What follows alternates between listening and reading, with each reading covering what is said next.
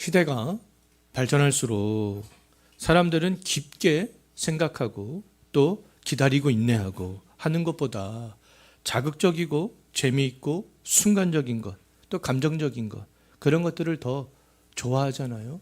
시대가 점점 그렇게 변하고 있습니다. 뭐 쇼폼이라든지 짧은 영상, 쇼츠, 이런 것들이 사람들이 좋아하는, 더 선호하는 그런 시대가 되었잖아요.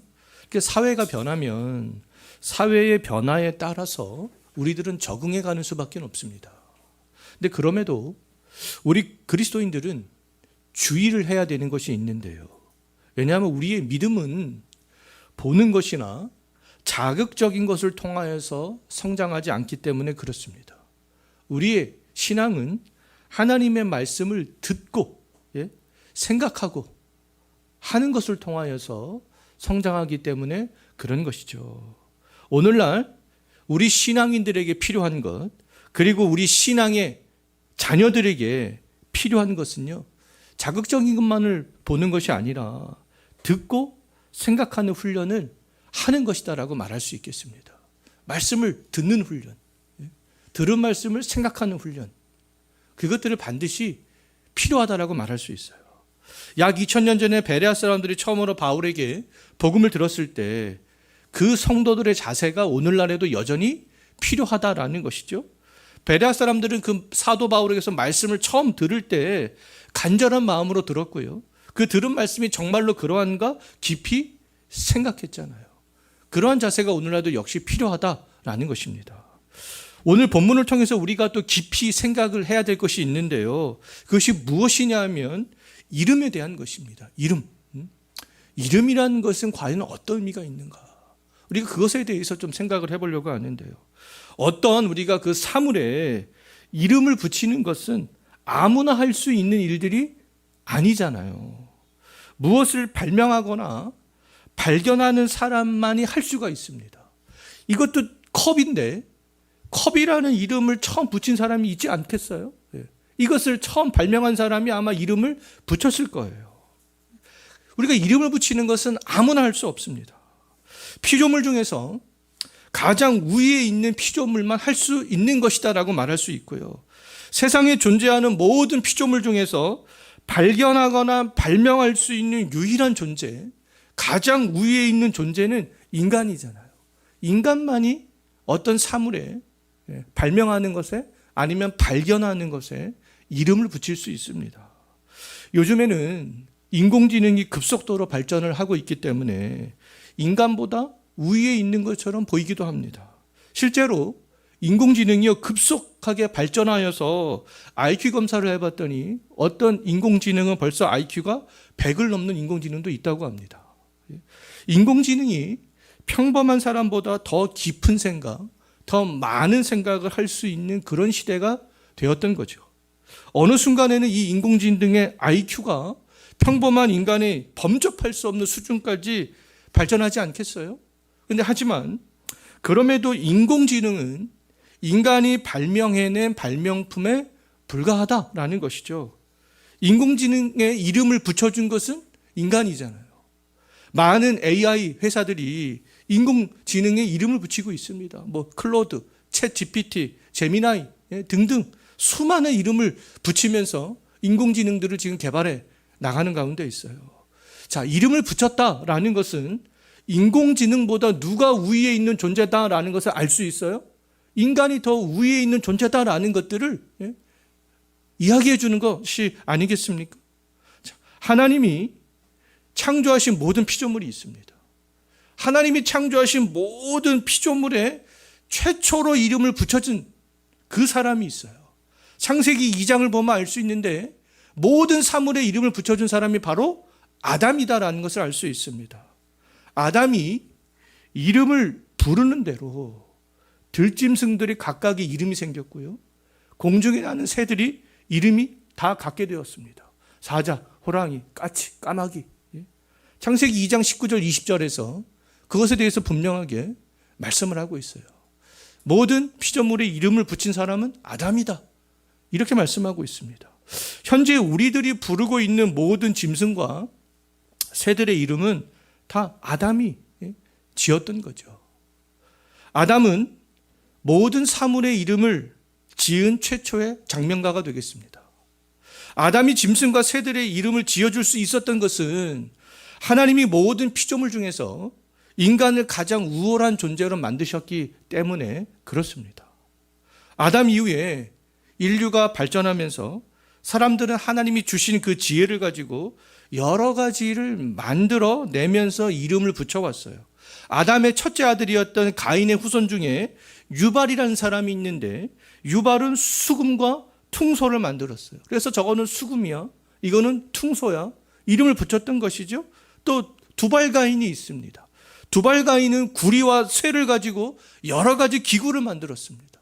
그래서 구리와 쇠로 만든 기구를 가지고 이름을 하나씩 붙여왔던 거죠. 지금도 사람들은 이 새로운 사물을 발명하거나 발견할 때마다 이름을 붙이고 있습니다. 지금까지는 인간 외에 어떤 사물에 이름을 붙여준 존재는 없었잖아요. 이름을 붙이는 권한이 있다라는 것은요, 그 사물에 대한 지배권이 있다라는 것이 아니겠어요? 이름을 붙일 정도로 그 사물에 대해서 잘 알고 있다라는 뜻이 아니겠습니까? 이름을 붙인 대상을 알지 못하고서는 이름을 붙일 수가 없는 거 아니겠어요? 이름을 붙인 존재에 대한 지배권도 가질 수 없는 거 아니겠습니까? 자, 이제 10절 한번 보십시오. 이미 예전부터 존재해 오던 것에는 무엇이든지 불려진 무엇이 있다라고 말하고 있어요? 이름이 있다. 예전부터 불려져 왔던 이름이 있다. 이렇게 말씀하고 있죠. 조금 전에 살펴보았듯이 아담을 비롯한 아담의 후손들은 인류를 발전시켜 오면서 모든 사물에 다 이름을 붙이고 불러왔습니다. 지금도 역시 이러한 작업들을 인간들이 계속 하고 있는 거 아니겠어요? 자, 그렇다면 우리의 궁금증은 그렇다면 누가 최초의 사람인 아담의 이름을 짓고 불렀을까? 모든 피조물의 장명가는 아담이었잖아요. 그렇다면 누가 아담의 이름을 짓고 불렀을까? 창세기 2장 19절 말씀을 보게 되면 하나님이라는 것을 알 수 있습니다. 하나님은 아담의 이름을 최초로 부르셨어요. 하나님이 아담의 이름을 불렀다라는 것은 아담의 모든 것을 완벽하게 아실 뿐 아니라 아담에 대한 지배권을 가지고 계시다라는 거 아니겠습니까? 하나님은 아담을 흙으로 만드셨죠.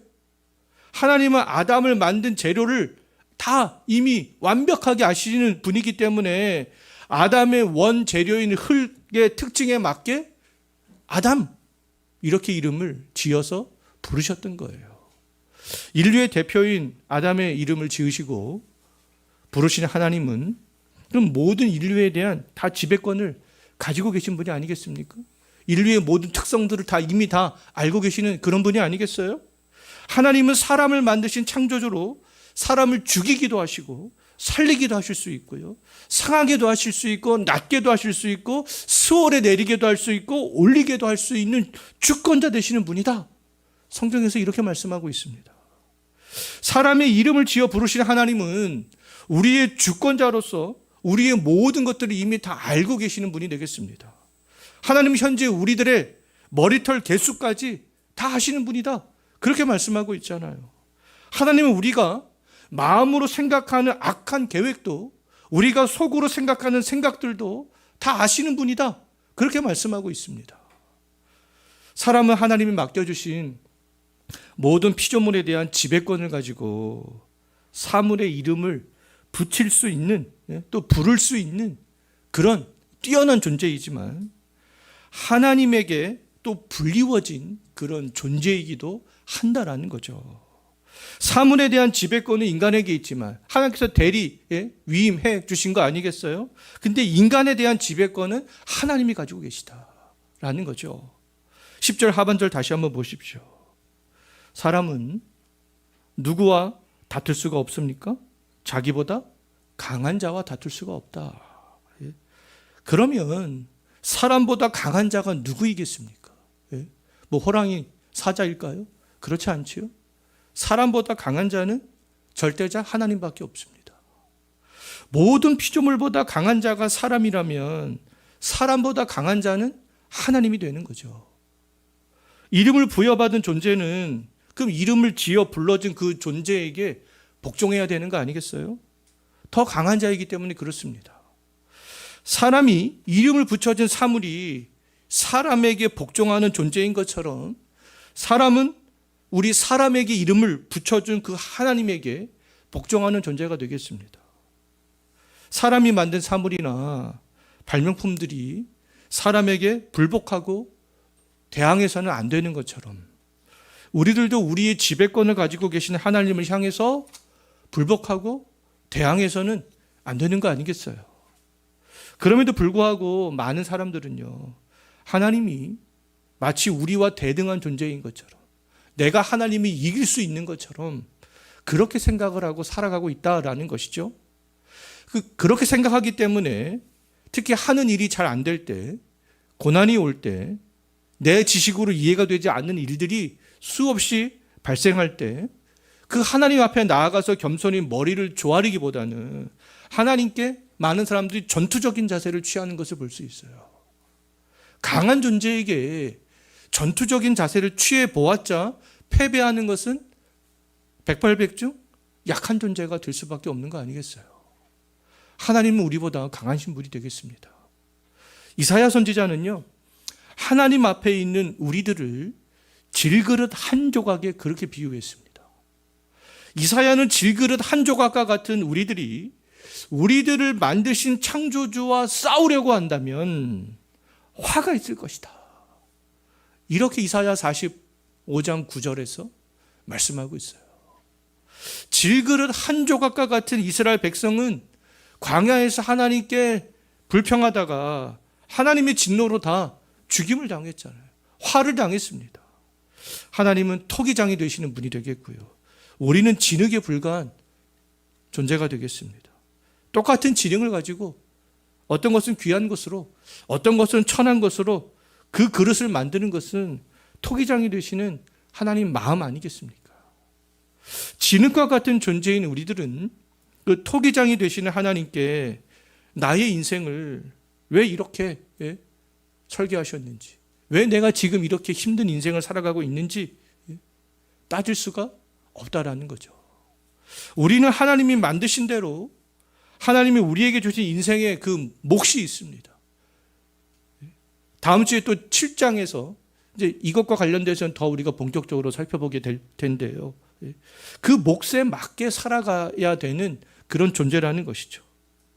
그런데 타락한 인간은 본성상 하나님 앞에서 늘 전투적인 자세를 취하려고 합니다. 전투적인 자세는 다른 것이 아니죠. 원망하고 불평하는 것이 하나님께 취하는 전투적인 자세가 되겠습니다. 이스라엘 백성들은 하나님의 은혜를 경험하면서도 전투적인 자세를 항상 취했잖아요. 이스라엘 백성들은 홍해 앞에서 그 목숨이 위태로울 때, 애굽에서 10가지 재앙들이 애굽 사람들에게 내려지는 것을 보았으면서도 또 금방 홍해 앞에서 목숨이 위태로울 때, 또 갈증이 나고 굶주려 배고플 때, 물을 마시면서도 굶주려 죽는 사람이 한 명도 발생하지 않았음에도, 또 지도자인 모세가 오랫동안 시내산에서 내려오지 않았을 때, 가나안 땅의 부정적인 소식들을 전했던 정탐꾼들의 그런 이야기를 들었을 때 그들은 항상 하나님께 전투적인 자세를 취했죠. 항상 하나님을 원망하고 하나님을 향해서 불평했습니다. 우리들도 인생을 살 때 원망하고 불평할 수 있는 그런 환경들을 얼마든지 만날 수 있잖아요. 지금도 그런 환경에 직면해 있을 수도 있습니다.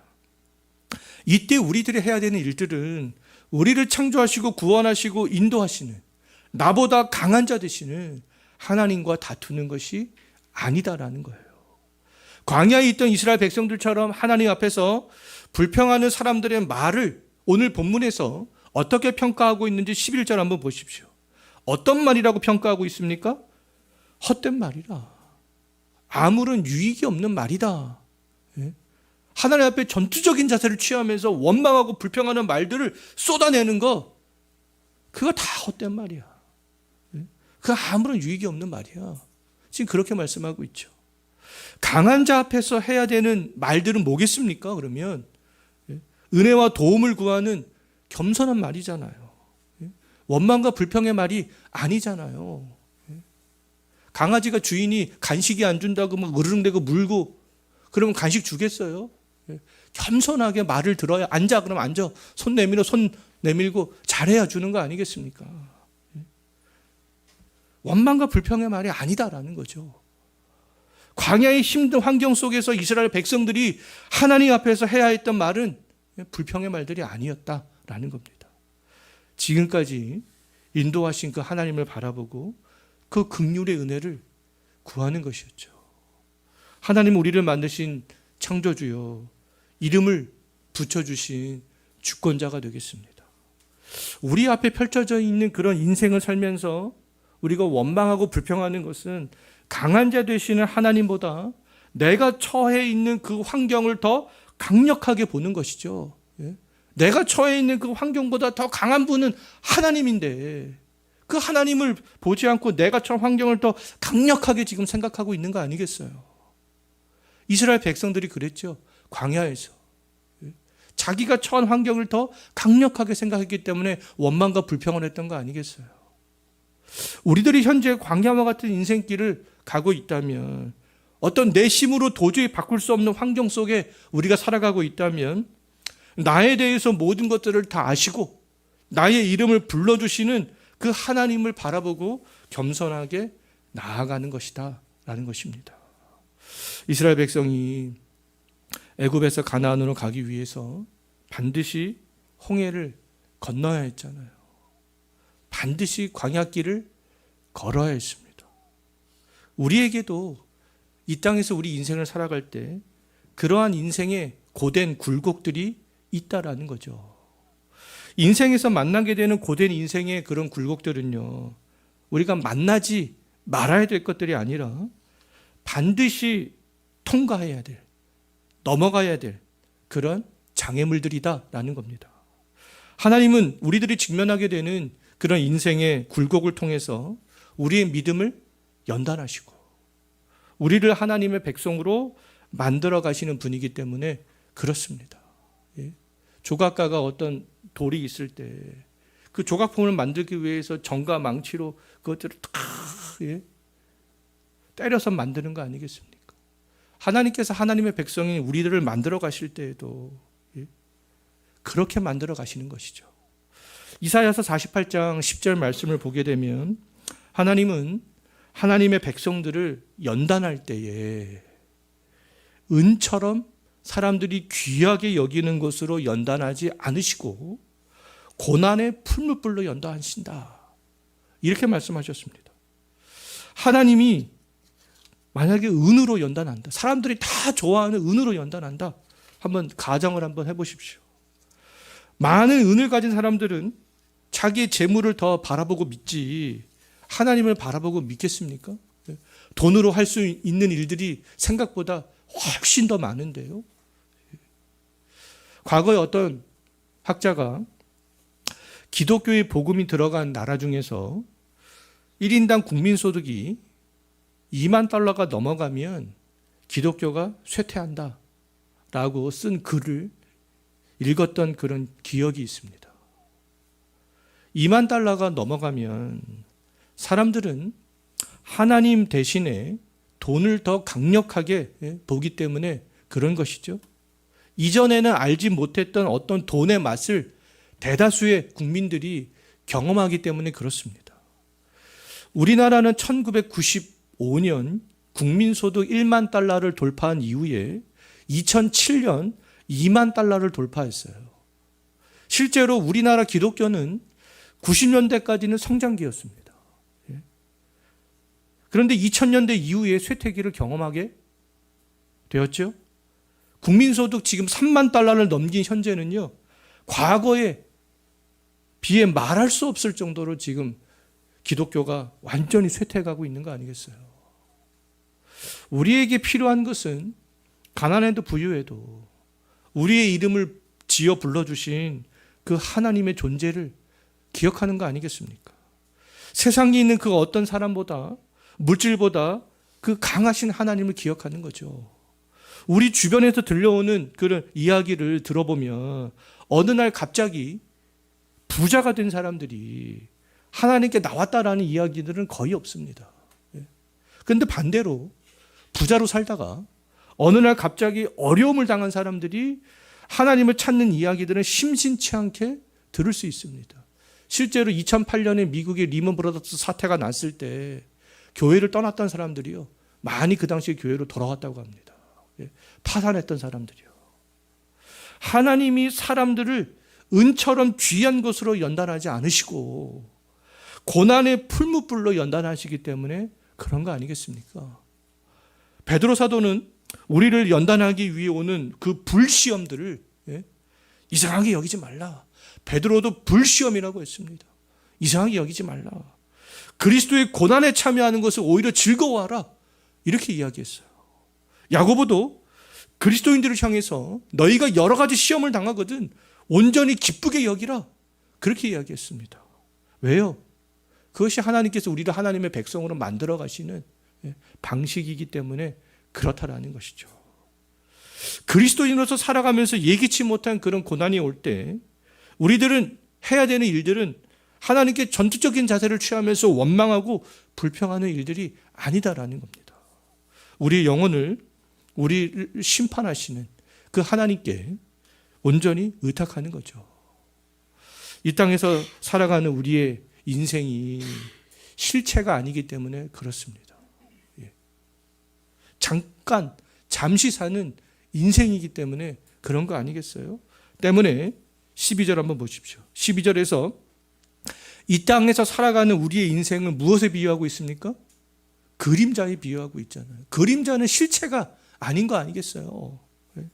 우리 인생의 실체는 이 땅에서 살아가는 우리 인생이 아니라 영원한 나라에서 부활체로 살아가는 그런 인생이 되는 거 아니겠습니까? 이 땅에서 우리 인생은 그림자에 불과합니다. 실체는 영원한 하나님의 나라에서 사는 그 인생이 되는 거죠. 우리는 이 땅에서 그림자처럼 일시적으로 살아가는 사람들이에요. 그림자처럼 일시적으로 살아가는 우리들에게 그럼 무엇이 낚시인지, 무엇이 낙이라고 정확하게 말해줄 수 있는 사람은 없다라는 겁니다. 있을까? 질문하고 있죠. 사실은 없다라는 거예요. 시한부 인생을 사는 사람이 있습니다. 만약에. 근데 그 사람에게 남은 시간 동안 당신은 이렇게 살아야 행복합니다 라고 말해줄 수 있는 정답이 있겠습니까? 정답이 없는 거 아니겠어요? 또한 이 땅에서 정해진 인생을 산 이후에 인생에 대해서, 죽음 이후의 인생에 대해서 정확하게 말해줄 사람이 있겠습니까? 이 땅에 있는 사람들 중에요? 아무도 없는 거 아니겠어요? 원망하고 불평하는 상황에 직면할 때, 굴곡진 그런 인생에 직면할 때 우리가 해야 되는 일들은 하나님을 원망하며 불평하는 것이 아니다. 나보다 강한 자 되시고 나의 모든 것을 다 아시는, 우리 인간에게 이름을 붙여주셨던 그 하나님께 나아가 긍휼을 구하는 거죠. 그림자처럼 일시적으로 살아가는 인생에게 무엇이 낚시인지, 그리고 이 땅에서의 인생을 다 산 이후에 삶에 대해서 말해줄 수 있는 분은 우리의 이름을 지어주시고 불러주시는 하나님밖에 없습니다. 그 하나님만이 정확하게 말씀해 주실 수 있는 거 아니겠어요? 우리에 대한 주권을 가지고 계시는 분은 하나님 한 분밖에 없기 때문에 그렇습니다. 정말 우리가 이 하나님 한 분만을 정말 바라보고 어느 상황에서나 그 의지하며 살아갈 수 있는 저와 여러분이 되었으면 좋겠습니다.